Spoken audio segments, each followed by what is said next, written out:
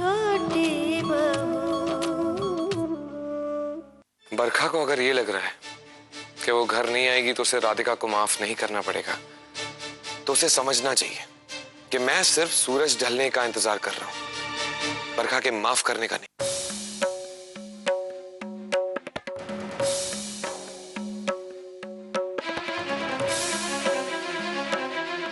हाय राम, बोलो भला। सासू माँ, हम तो आप ही के कमरे में गए थे, सोचा आपको थोड़ी देर घुमा के ले आए, लेकिन आप तो हमसे पहले ही यहाँ पहुँच गई। तुझे तो मैं खुद को हाथ भी नहीं लगाने दूंगी। तूने मुझे सीधे से धक्का दिया ना, एक बार मैं ठीक हो जाऊं तुझे किसी खाई में धक्का देकर आऊंगी।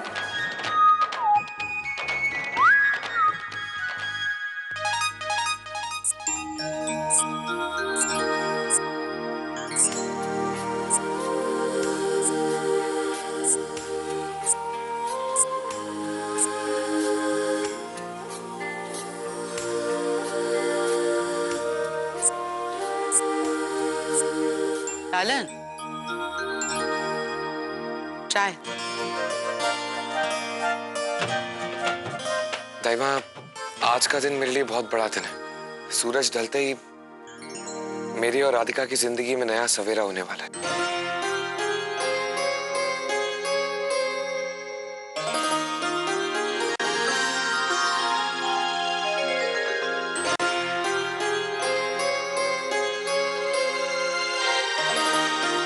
कोई नहीं बहू, तुम सुहागन हो और घर की बड़ी बहू भी हो, तो को राधिका के लिए एक सुंदर सी साड़ी और सिंदूरदानी लावे का है, समझी? हाय राम, दाई माँ, सिर्फ सिंदूरदानी और साड़ी ही क्यों? क्यों ना हम मेकअप का सामान भी लेकर आए? आप कहे तो राधिका को भी हमारी तरह सुंदर बना देंगे। आखिर इस घर में हमारे अलावा भी कोई और सुंदर दिखना चाहिए कि नहीं?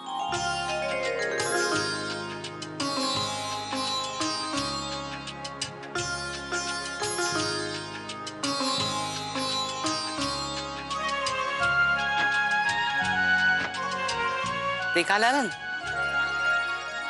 शर्म आई गई छोटी बहू।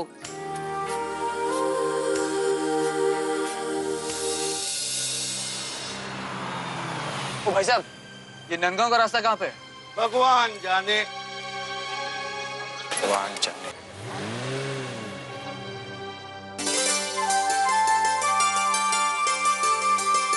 पान की दुकान वाले से पूछो विराट।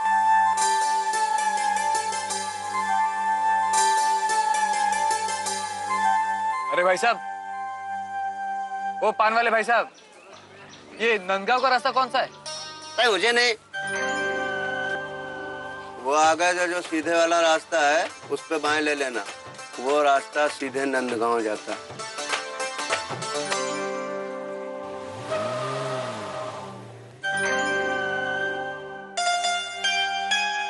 मुझे लगा था तू मुझसे नाराज है, पर तू यहाँ बैठ के माया रच रहा है। अरे दाऊ, आपसे किसने कहा कि मैंने विराट को बरखा को रोकने के लिए भेजा है? फिर बरखा को उसके कर्मों का फल मिलने वाला है दाऊ। छोटी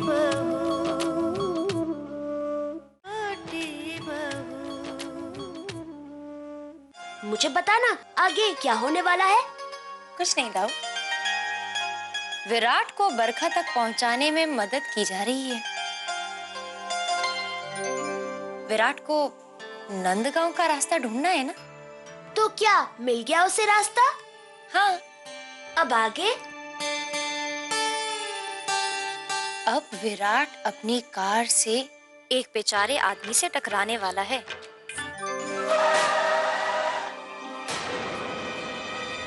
दिखता नहीं है क्या? और अब लोग उसे पीटने वाले हैं दाऊ।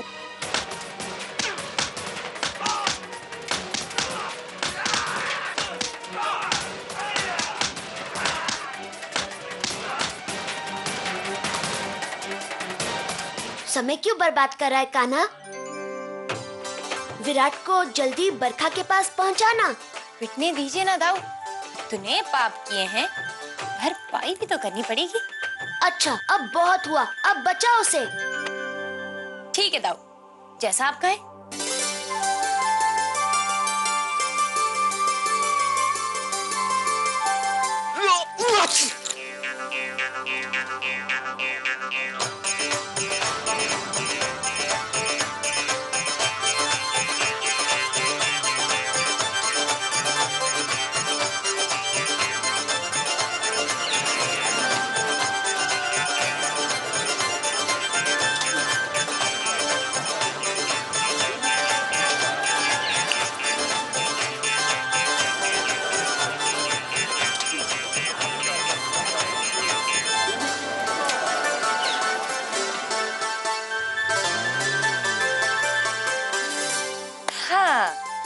अब वो लोग वहां से भाग गए हैं दाऊ, और विराट वापस अपनी कार में बैठकर वहां से निकल गया।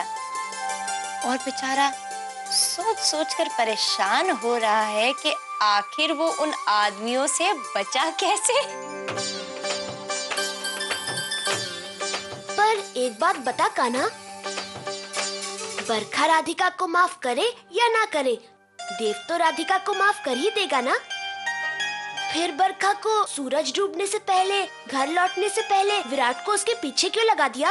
अरे दाऊ, आपसे किसने कहा कि मैंने विराट को बरखा को रोकने के लिए भेजा है? फिर बरखा को उसके कर्मों का फल मिलने वाला है दाऊ। और अपने कर्मों के बारे में क्या सोचा है? मेरे कर्म दाऊ? हाँ, इंसान के रूप में राधिका बनकर जो तूने कर्म किया है, उसका फल आज तुझे देव देने वाला है। उससे बचने के बारे में कुछ सोचा है? मुझे डराने में आपको बड़ा मजा आ रहा है। मुझे मत बना, मुझे पता है तूने बचने का तरीका ढूंढ लिया है। क्या सोचा है बताना।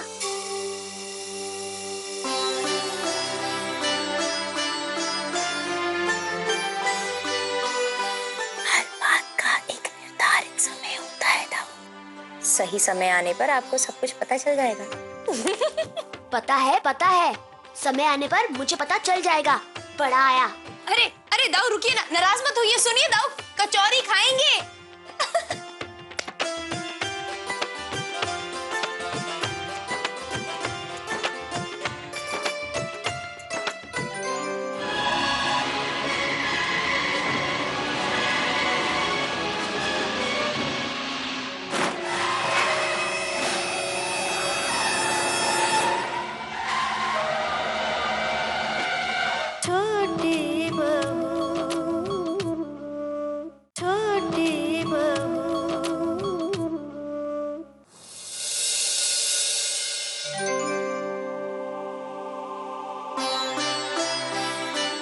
छोटे उस्ताद, कहाँ ध्यान है?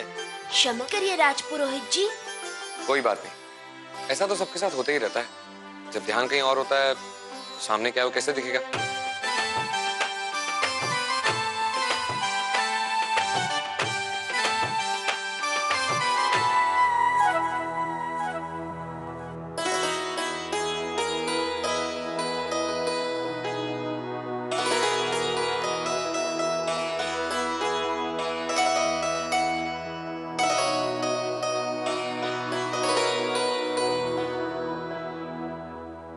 आपने तो मुझे चौंका ही दिया। माफ करना राधिका, मेरा तुम्हें चौंकाने का कोई इरादा नहीं था। तो क्या इरादा था?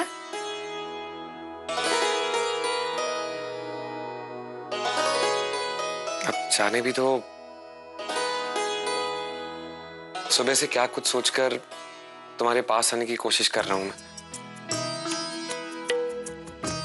वो खत, रसगुल्ले, सब एक बहाना था तुम्हारे पास आने का। पर फिर भी तुम्हारे पास नहीं आ पाया मैं। वक्त बीतता चला गया और मेरी बेचैनी बढ़ती चली गई।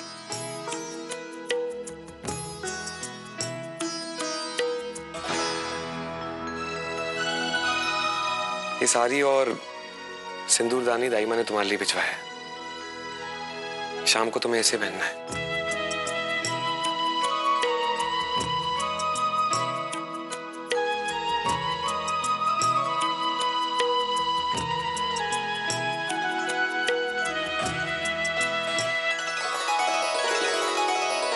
एक बात थी राधिका, जो आज तक मैंने तुमसे नहीं कही है, तो किसी और से क्या कहता। पर आज तुम्हारे सामने मैं अपने दिल की हर बात कह देना चाहता हूं।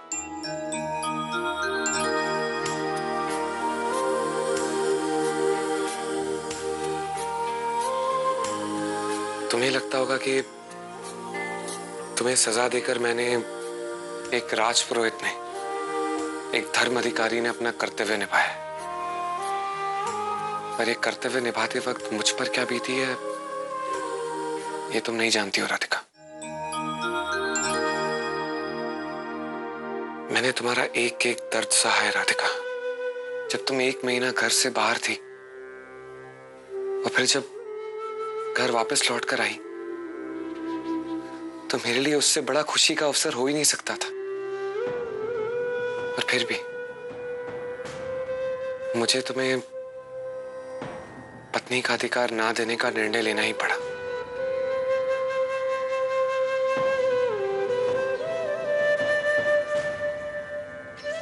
एक राजपुरोहित होने के नाते मुझे कई ऐसे फैसले लेने पड़े जिन्हें मेरा दिल कभी नहीं मानता था।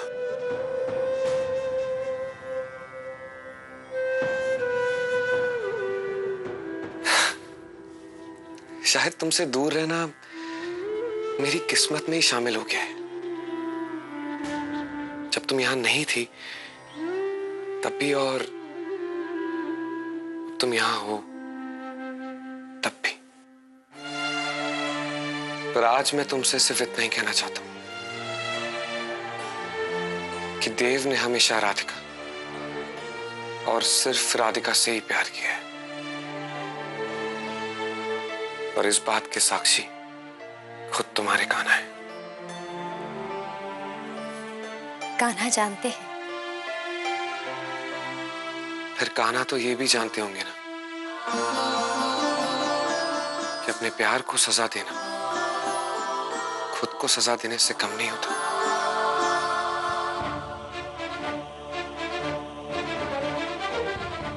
और मैंने ये सजा हर दिन, हर पल काटी है राधिका।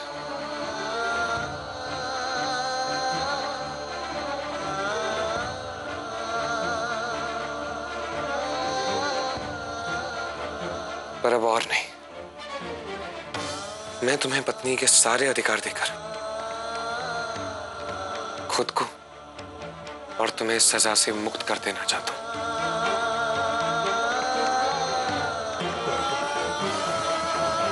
राधिका के लिए आपके मन में कितना प्रेम है ये मुझे पता था, पर आज आपने हिम्मत करके अपने दिल की बात बताई है। मेरे मन में आपके लिए सम्मान और बढ़ गया है।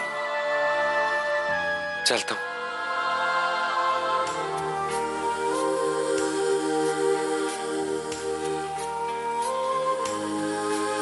हाँ, एक और बात कहनी है तुमसे, प्लीज मान लेना। आज शाम के बाद जो तुम खुद को मैं के बजाय राधिका कहती हो ना, वो बंद कर देना। ऐसा लगता है जैसे तुम अपने बारे में नहीं किसी और के बारे में कह रही हो। अजीब लगता है।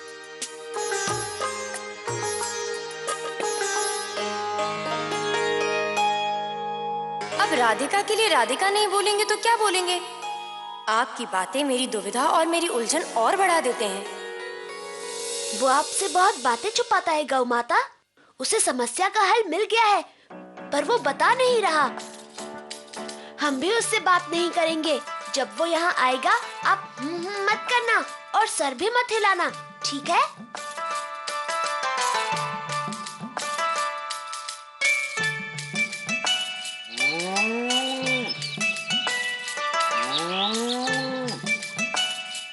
मैंने मना किया था आपको, फिर भी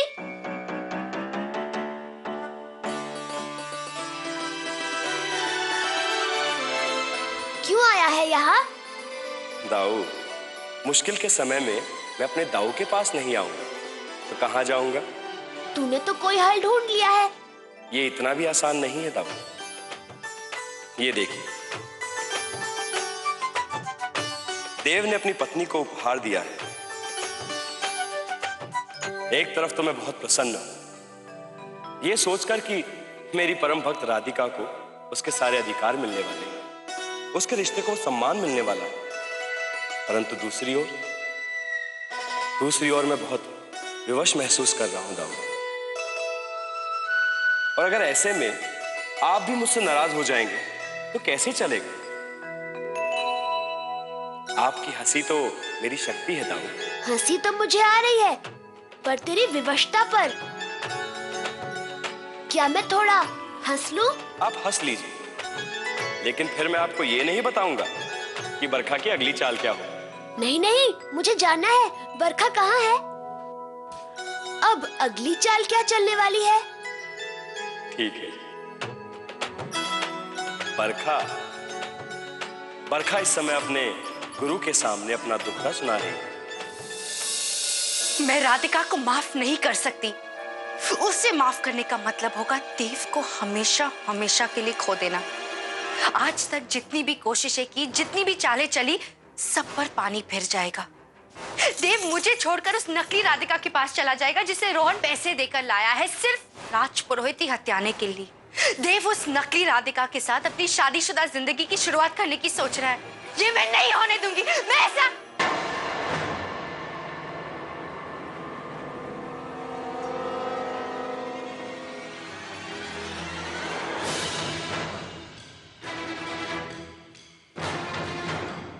मैं देव को खो नहीं सकती। उसे पाने के लिए मैंने राधिका को जान से मारा था। वो राधिका जो मेरी दोस्त थी। इस नकली राधिका से तो मेरा सिर्फ दुश्मनी का रिश्ता है। इसे तो मैं एक झटके में उखाड़ फेंकूंगी। मैं एक खून तो क्या 100 खून कर सकती हूं, पर मैं हार नहीं मान सकती।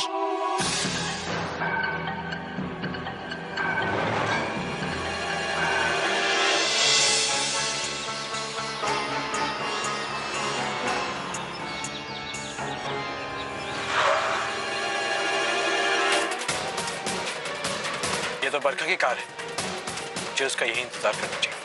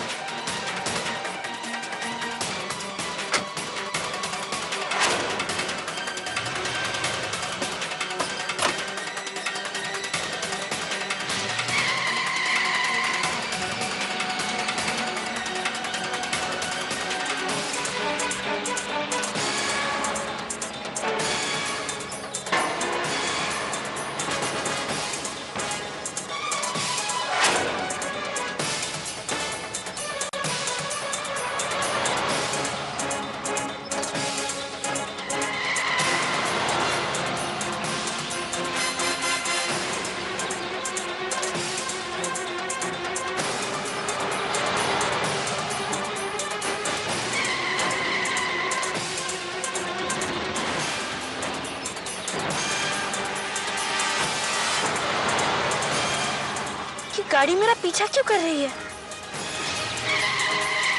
कौन हो सकता है उस गाड़ी में?